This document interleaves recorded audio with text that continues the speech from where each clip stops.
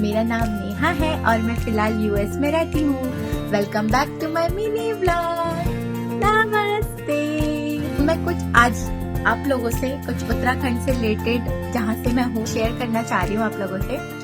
तो आप सभी लोगों को पहला नमस्कार। आशा कर लूँ आप लोग भल है ना, और मैं बहुत भल छू। आप लोगों ने सुना होगा भिटौली, जिसे आओ भी बोलते हैं हमारे यहाँ पे। तो वो चैत के महीने में दिया जाता है विवाहित बेटियों को अपनी, और ये एक प्यार का प्रतीक है। चैत के महीने में उत्तराखंड की देवभूमि महिलाओं को रहता है भिटौली का इंतजार। भिटौली का अर्थ होता है भेंट करना, अर्थात मुलाकात करना, जिसमें विवाहित बेटिया बहन को उसके मायके से शुभकामनाएं और आशीर्वाद के रूप में कुछ भेंट दी जाती है, जैसे कि कपड़े, मिठाई, फल और घर में बने पकवान आदि दी जाती हैं। भिटौली चैत के महीने में ही मनाया जाता है। भिटौली क्यों दी जाती है, इसके पीछे मैं आपको एक कहानी सुनाती हूँ। तो एक गांव में भाई और बहन थे। उनका नाम था, बहन का नाम था देवुली और भाई का नाम था नरिया। दोनों भाई बहन एक दूसरे से बहुत प्यार करते थे, एक दूसरे के साथ खेलते थे, लड़ते थे।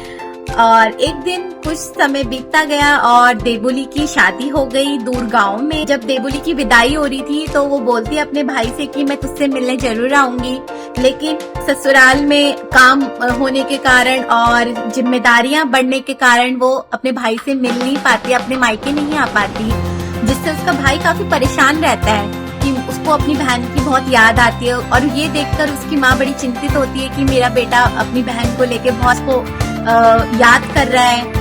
तो उसकी मम्मी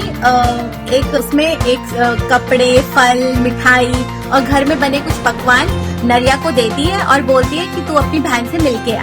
तो भाई जाता है अपनी बहन से मिलने के लिए, लेकिन जब वो जाता है तो बहन उसकी सोई होती है। बड़ी दूर वो जाता है चल के, काफी दूर तक, क्योंकि गांव में तो बहुत दूर दूर तक चलना पड़ता, कोई इतना साधन भी नहीं होता था उस समय तो गाड़ी का। तो वो अपनी बहन से मिलने गया और बहन उसकी सो रखी थी उस समय। तो बहन सोई हुई थी, उसने अपनी बहन को जगाना उचित नहीं समझा उस समय, और वो सामान अपने जो लेके आया था वो सामान वहीं रख के वो वापस चला जाता है। और बहन जब उसकी उठती है और देखती है कि मायके से मेरा भाई सामान लेके आया है और वो मुझसे बिना मिले ही चला गया, तो वो उसको पुकारते हुए दूर तक जाती है, लेकिन तब तक बहुत देर हो चुकी थी, वो चला जाता है। तो वो एक चीज बोलती है, भय भूखो और मैं सीखती। मतलब इसका मतलब ये होता है कि भाई मेरा भूखा चला गया और मैं सोती रह गई।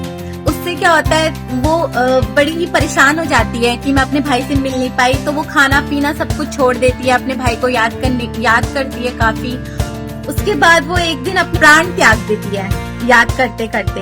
तो इसी स्टोरी को देखते हुए तब से ये बनाया गया कि चैत के महीने में बेटियों को भिटौली को दिया जाएगा। गांव में जिंदगी इतनी व्यस्त थी कि लड़की अपने मायके नहीं जा पाती थी मिलने के लिए। तो ये स्पेशली एक दिन बनाया गया जिसमें बेटी को उपहार दिया जाएगा उसके मायके से, उससे मिला जाएगा, उसकी खबर बात पूछी जाएगी, वो कैसी है क्या है, क्योंकि उस समय तो फोन के साधन भी नहीं हुआ करते थे।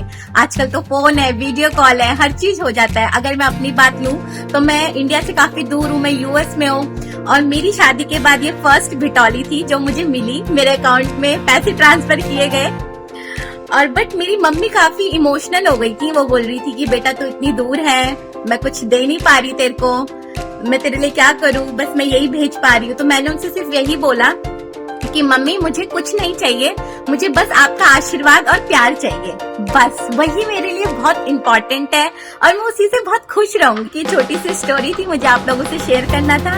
आप सभी लोगों को अच्छी लगी होगी। Do like, share and subscribe my channel. आप सभी लोगों को बहुत बहुत धन्यवाद। नमस्कार।